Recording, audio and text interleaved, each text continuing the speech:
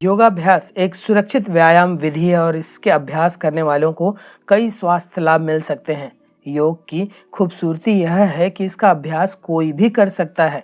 इससे कोई फर्क नहीं पड़ता कि आपकी उम्र कितनी है या आप किस आकार में हैं। योग व्यक्ति के शारीरिक समन्वय को बढ़ाता है और बेहतर मुद्रा को बढ़ावा देता है। यह परिसंचरण तंत्र, पाचन प्रक्रिया के साथ साथ तंत्रिका और अंतःस्रावी तंत्र को उत्तेजित करने में मदद करता है। योग आपको युवा, तरोताजा और ऊर्जावान महसूस कराने के लिए एक शक्तिशाली हथियार है। योग मन और शरीर के संयोजन के कारण समग्र स्वास्थ्य का एक आदर्श उदाहरण है। यह पहले से कहीं ज़्यादा लोकप्रिय होता चला जा रहा है। मशहूर हस्तियां, राजनेता, व्यवसायी और हर क्षेत्र के लोग इसका अभ्यास कर रहे हैं। योग एक बहुविषयक उपकरण है जो मन और शरीर को शुद्ध करने और हमारे मन और भावनाओं पर नियंत्रण पाने के लिए बेहद उपयोगी है। यह आत्म परिवर्तन और शारीरिक स्वास्थ्य के लिए सबसे लोकप्रिय साधन है। आज हम आपको अर्ध पद्म पर्वतासन के बारे में विस्तृत रूप से बताने जा रहे हैं, जिसका नियमित अभ्यास आपके शरीर के लिए बेहद लाभदायक है। अर्ध पद्म पर्वतासन करने के लिए सर्वप्रथम एक स्वच्छ और समतल जगह पर एक दरी, चटाई, योगा मैट या कंबल बिछा लें। अब वज्रासन पर बैठ जाएं। फिर शरीर का संतुलन बनाते हुए एक पैर से इस तरह से अर्ध पद्मासन की मुद्रा लगाएं। दोनों हाथ से इस तरह जमीन का सहारा लें और पूरे वजन को हाथ और पंजों पर लेते हुए श्वास भरकर पूरे शरीर को इस तरह से उठाएं। पैर पूरी तरह सीधे रखें, जिससे पूरे पैरों में तनाव और खिंचाव महसूस होगा। कुछ देर इस स्थिति में श्वास रोके हुए रुके रहें, फिर श्वास छोड़ते हुए सामान्य स्थिति पर आ जाएं। फिर यही क्रिया को दूसरे पैर को मोड़कर भी करें। दोनों पैर से एक एक बार कर लेने को एक चक्र माने। केवल इस आसन का अभ्यास कर रहे हैं तो इसे 5 से 7 चक्र तक करें। अन्य आसनों के साथ इसे 2 से 3 चक्र करना पर्याप्त होगा। जिन लोगों को ध्यान लगाना आता है वे स्वाधिष्ठान चक्र पर अपना ध्यान लगाएं, तथा जिन्हें ध्यान लगाना नहीं आता वे अपना ध्यान शरीर में जहां कहीं तनाव या खिंचाव हो रहा हो वहां रखें। अर्ध पद्म पर्वतासन एक उच्च स्तरीय योगासन विधि है और इस आसन के कई स्वास्थ्यवर्धक लाभ मिलते हैं। यह आसन पीठ और पेट की मांसपेशियों को मजबूत करता है और लंबे समय तक बैठने के नुकसानों से भी बचाता है। यह आसन जोड़ों की समस्याओं को दूर करने के साथ मांसपेशियों और रीढ़ की हड्डी को लचीला बनाने और हाथ पैरों को मजबूत करने का काम करती है।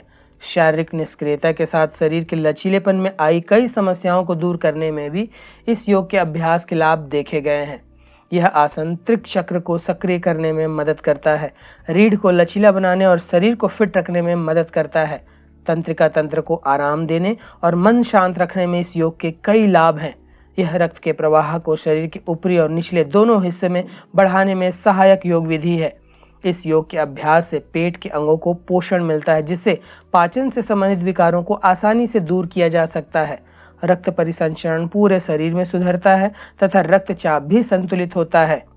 रोग प्रतिरोधक क्षमता में वृद्धि होती है। नियमित अभ्यास से अभ्यासी नित्य युवा और निरोग बना रहता है।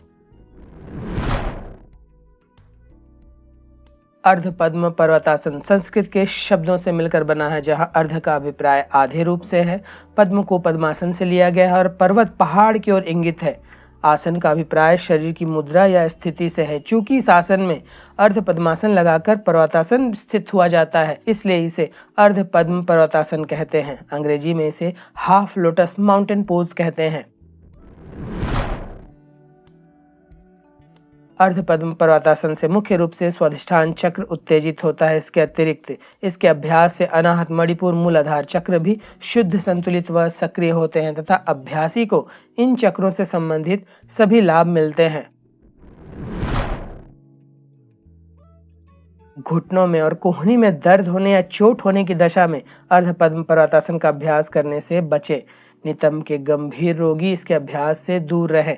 कमर में गंभीर दर्द होने की दशा में भी इसके अभ्यास से परहेज करें। उच्च रक्तचाप या हृदय के गंभीर रोगी सावधानी पूर्वक इसका अभ्यास करें। पैरों में कोई दिक्कत है तो इस आसन को नहीं करना चाहिए। गर्भवती महिलाएं इसके अभ्यास से परहेज करें। उच्च ज्वर की दशा हो, शरीर दुर्बल या कमजोर या किसी गंभीर बीमारी से ग्रस्त हो तो उस समय इसके अभ्यास से दूर रहें। जिनकी पिछले 1 वर्ष में कोई शल्य चिकित्सा हुई हो वे भी इसके अभ्यास से परहेज करें। अर्ध पद्म पर्वतासन का अभ्यास किसी भी आयु वर्ग के लोग आसानी से कर सकते हैं। इसके नियमित अभ्यास से शरीर से बीमारियों को दूर रखने में मदद मिलती है, लेकिन हमारी सलाह यही है कि कभी भी बिना किसी योग शिक्षक या अनुभवी योगाचार्य की मदद के बिना योगासन की शुरुआत न करें। इसके अलावा अगर कोई गंभीर बीमारी है तो योग करने से पहले डॉक्टर की सलाह जरूर ले लें। तो यह था अर्ध पद्म पर्वतासन करने की विधि, इसके लाभ व इसे करने में बरती जाने वाली सावधानियां।